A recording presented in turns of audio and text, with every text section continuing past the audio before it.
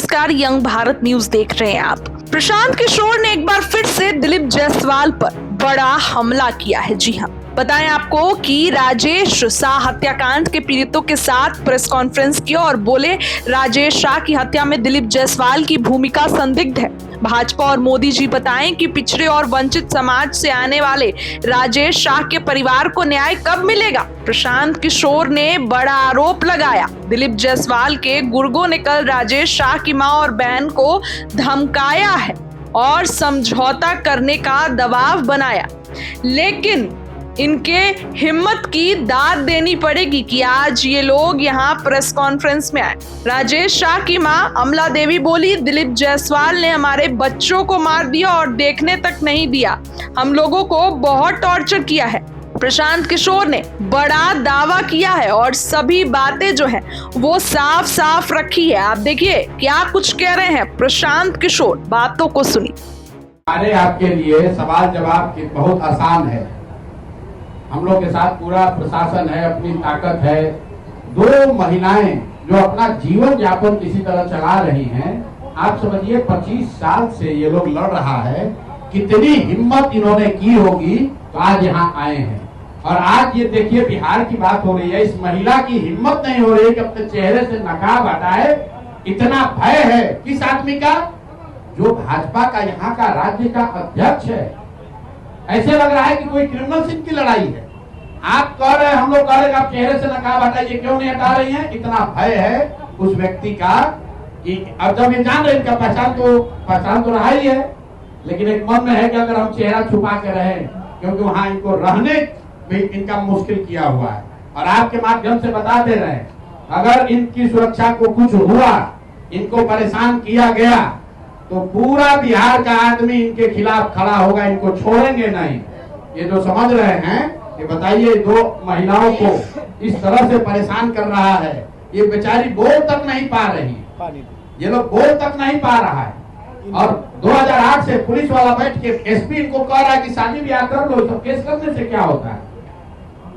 अब कोई पूछने वाला नहीं है, इसलिए इनके सामने लाए। और मोदी जी आकर बड़ा बड़ा बात करेंगे यहाँ पर। भाजपा का सब आदमी, पिछला प्रेस कॉन्फ्रेंस हुआ था उसके बाद से अभी तक जवाब नहीं दिया।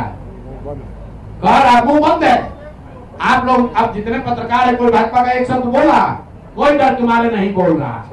अगर बोलेगा फिर फंसेगा। और इस मामले में हम लोग, जैसा मैंने आपको पहले कहा है, दिलीप जायसवाल की बात नहीं है। जैसा कि राष्ट्रीय अध्यक्ष जी ने बताया, ये इस व्यवस्था का बात है कि इस राज्य के सबसे बड़े पार्टी होने का दावा करने वाला दल, उसका अध्यक्ष जो यहाँ पर अभी मंत्री था, वो इस तरह के हीनस क्राइम में उस आरोप है उस पर, और वो आरोप का जवाब देना भी अपनी जिम्मेवारी नहीं समझता है। और इसके बाद अगली किस्त में जारी करेंगे कि बिहार के कौन कौन नेता और उनके बच्चे, उनके परिवारजन उसी मेडिकल कॉलेज से बिना टेस्ट दिए, बिना परीक्षा दिए मेडिकल का डिग्री लेकर निकले हैं। वो किस्त भी जारी होगी। दिलीप जायसवाल और भाजपा का ये चाल चरित्र चेहरा छुपने वाला नहीं है। जब स्वराज इसको छुपने नहीं देगा। राजद वाले लोग एक जवाब नहीं दिया अभी तक, राजद वाला भी नहीं बोल रहा है। जब हमने आपको कहा, आप लोगों ने खुद वीडियो देखा, राबड़ी देवी हंस के कह रही हैं विधानसभा में कि दिलीप जायसवाल तो हमारे भाई हैं। विधानसभा के जो चेयर पे, अध्यक्ष के चेयर पे बैठे, पूछे आपके भाई हैं? हाँ, हमारे तो भैया हैं। अरे भाई, तुम पूरा बिहार को कहते हो कि तुम भाजपा से लड़ रहे हो, और भाजपा का अध्यक्ष जिस पर इस तरह का संगीन आरोप है, उसको तुम अपना मुंहबोला भाई बनाए हुए हो। तो आप और जनता बिहार की देख ले कि राजद और भाजपा में कितना दोस्ताना संबंध है। आपको हमको लड़ाता है, हिंदू मुसलमान बनाता है, और आपस में मुंहबोले भाई बनकर सबको लूट रहा है। दिलीप जायसवाल के कॉलेज से दिलीप जायसवाल भी लूट रहे हैं, और उसमें राजद के लोग का भी नौकरी और लग रहा है। उनमें उनके बच्चे बिना एडमिशन टेस्ट के मेडिकल डॉक्टर भी बन रहे हैं, और कोई सवाल पूछने वाला नहीं है। आज का दिन मोदी जी आ रहे हैं, मोदी जी की टीम, भाजपा के लोग ये बताएं कि क्या ऐसे व्यक्ति के साथ मोदी जी मन साझा करेंगे, और अगर करेंगे तो इन दोनों महिलाओं को आपने कहा है बेटी बचाओ बेटी पढ़ाओ, तो ये बेटी को कौन बचाएगा? रीता शाह को कौन बचाएगा? आप बताओ।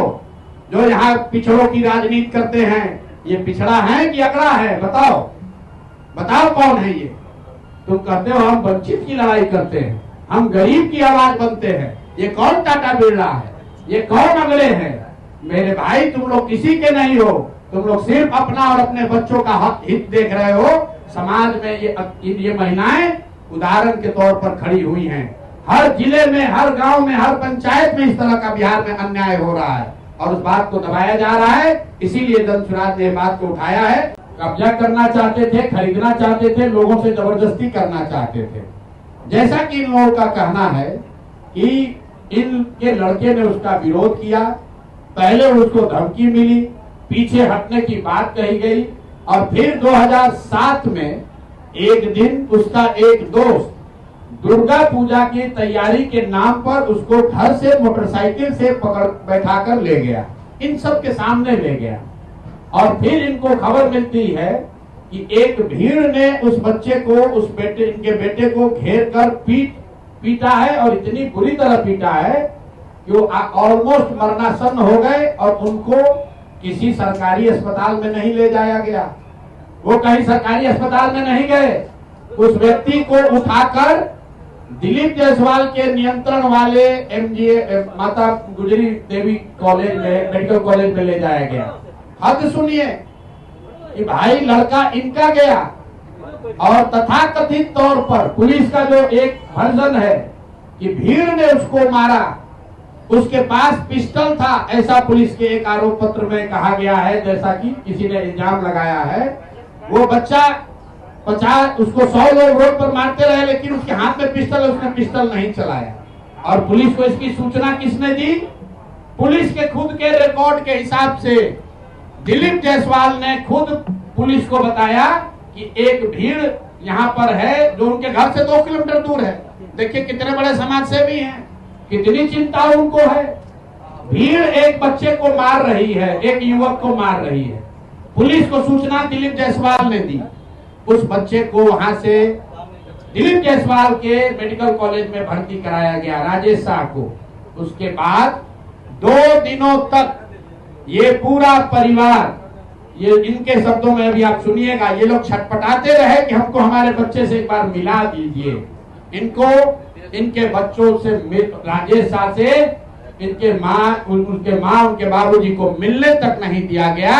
और पुलिस ने केस ये बना दिया कि यही आदमी सुपारी लेकर दिलीप जायसवाल का मारने आया था, पिस्टल लेकर, और दिलीप जायसवाल के समर्थकों ने या सामान्य नागरिकों ने उसको घेर कर मार दिया।